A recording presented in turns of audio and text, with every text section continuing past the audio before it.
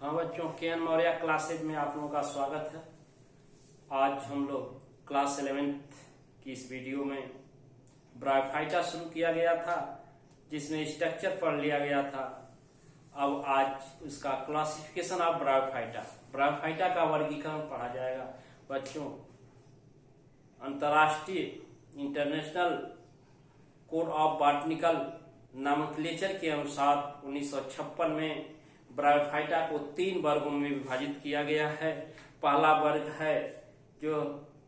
वर्ग हीपैटिकोप्सिडा, इसको लिवरवर्ट के नाम से जाना जाता है। दूसरा वर्ग है एंथोसिरोप्सिडा, जिसको हॉर्नवर्ट के नाम से जाना जाता है। और तीसरा वर्ग है ब्रायोप्सिडा, इसको मसाई के नाम से इसमें है तो जाना जाता है। इस तरह से 3 ही वर्ग हैं ब्रायोफाइटा के।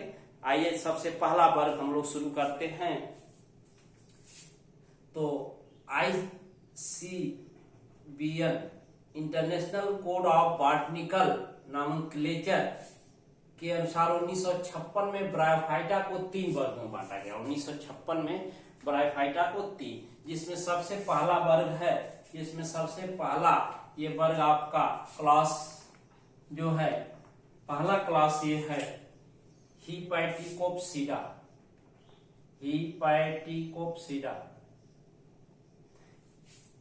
हीपैटिकोप्सिडा, आल्सो नोन एज लिवरवर्ट। इसे लिवरवर्ट के नाम से जाना जाता है। किस नाम से? लिवरवर्ट के नाम से जाना जाता है। बच्चों, इसमें पादप शरीर जो प्लांट बॉडी होती है, ग्रीन कलर फ्लैट, हरे चपटे, ग्रीन फ्लैट का मतलब हरे चपटे, बाइडॉर्सिवेंट्रली द्विपृष्ठाधारी थाइलस के रूप में होता है। बाइडॉर्सिवेंट्रली होता है, द्विपृष्ठाधारी थाइलस के रूप में। लेकिन कभी कभी यह तना, पत्ती एवं मूलांग में विभाजित रहता है। पत्ती कभी कभी इसमें थाइलस के रूप में जैसे रिस्किया है, और कभी ये तना, पत्ती एवं मूलांग के रूप में विभाजित होता है जैसे मॉस है। तो इसके पत्ती में बच्चों मिडरिप मध्य सिरा नहीं पाया जाता। रिब एंड मिडरिप होता है ना, तो मिडरिप जो मध्य सिरा होती है वो अनुपस्थित होती है, नहीं पाई जाती है। इसके जड़ 2 रूप में होते हैं, 2 प्रकार की। मूलांग रूट जो है 2 प्रकार का होता है, स्मूथ वाल्व, सपाट भित्ति वाला स्मूथ वाल्व, और ट्यूबरकुलेटेड, गुल्की भित्ति वाला। ये जड़ें 2 प्रकार की होती हैं, स्मूथ सपाट भित्ति वाला और ट्यूबरकुलेटेड वाल्व। अगला है थाइलस के आधार तल पर, थाइलस के आधार तल पर स्केल्स सल्क पाए जाते हैं। बच्चों, स्केल्स आर फाउंड इन इसके डॉर्सल सरफेस, आधार तल पर। ध्यान दीजिए कि सल्क स्केल किस तल पर पाए जाते हैं? आधार तल पर। इसमें जो बीजाणुद्भिद अवस्था होती है, स्पोरोफाइट, वो वेरी सिंपल टाइप, बहुत ही साधारण प्रकार की होती है। बीजाणुद्भिद अवस्था 2 अवस्थाएं जानते हैं कि ब्रायोफाइटा के जीवन चक्र में होती हैं। बीजाणुद्भिद स्पोरोफाइट एंड गैमेटोफाइट जो होता है, युग्मकोद्भिद अवस्था अगुणित होती है और बीजाणुद्भिद अवस्था द्विगुणित होती है। तो बीजाणुद्भिद बहुत ही सरल प्रकार की होती है, जिसमें केवल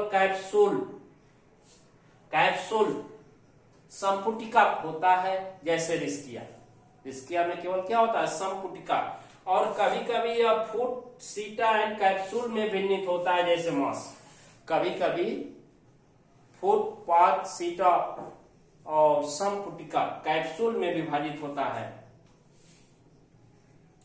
संपुटिका बच्चों, कैप्सूल में कालमेला स्तंभिका का अभाव होता है। कालमेला जो है स्टेराइल पार्ट ऑफ कैप्सूल होता है। ये क्या होता है? स्टेराइल पार्ट ऑफ कैप्सूल होता है। कैप्सूल का ये क्या होता है? ये स्टेराइल बंद भाग होता है जो अनुपस्थित होता है। संपुटिका कैप्सूल में कालमेला स्तंभिका का अभाव होता है। ईच सेल, प्रत्येक कोशिकाएं इसकी हरित लवक धारण करती हैं। प्रत्येक कोशिकाओं में हरित लवक की संख्या अधिक होती है। Large number of chloroplast are having each cell, प्रत्येक कोशिका में बहुत संख्या में हरित लवक होते हैं। बट पायरिनोइड एब्सेंट, लेकिन इसमें पायरिनोइड क्या होता है? अनुपस्थित होता है। बच्चों, उदाहरण के रूप में जैसे रिस्किया और मार्केंसिया। तो याद रखेंगे कि हीपैटिकोप्सिडा के अंतर्गत क्या उदाहरण है? रिस्किया और मार्केंसिया। अगला वर्ग हम लोग दूसरा वर्ग पढ़ेंगे एंथोसिरोप्सिडा। क्या पढ़ हाँ बच्चों, अब दूसरा क्लास हम लोग एंथोसिरोप्सिडा को का अध्ययन करेंगे। इसको हार्नवर्ड कहते हैं। इसको क्या कहते हैं? हार्नवर्ड। क्लास 2 जो है एंथोसिरोटोप्सिडा।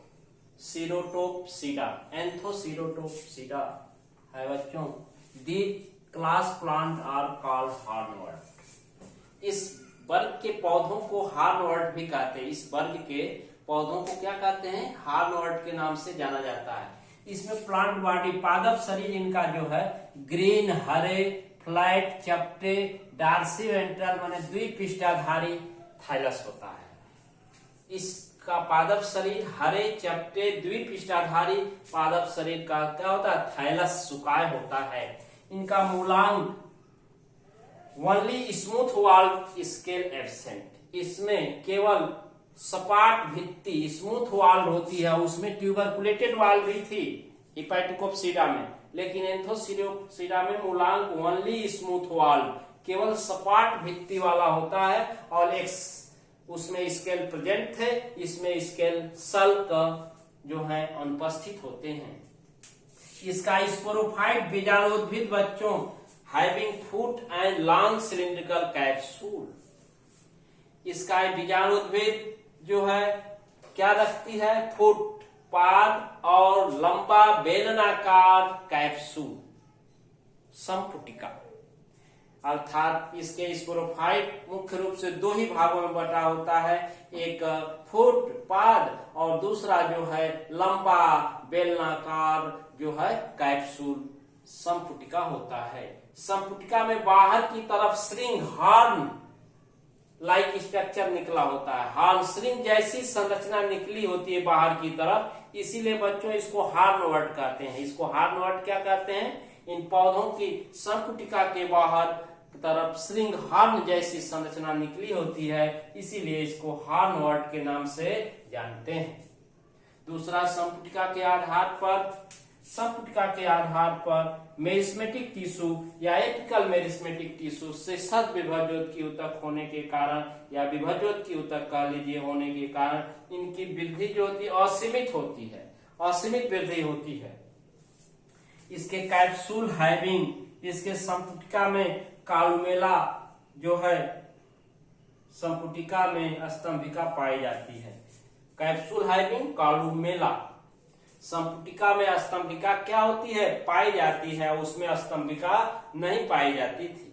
Each cell having 1 or 2 chloroplast. प्रत्येक कोशिका, ईच सेल माने प्रत्येक कोशिका में 1 या 2 हरित लवक पाए जाते हैं। और उस हरित लवक के मध्य पाइलिनोइड जो है स्टोरेज फॉर्म ऑफ फूड है, पाइलिनोइड उपस्थित होता है। तो क्लोरोप्लास्ट एंड पाइलिनोइड आर प्रेजेंट। इसमें पाइलिनोइड उपस्थित होता है। और हिपैटिकोप्सिडा में पाइलिनोइड क्या हुआ?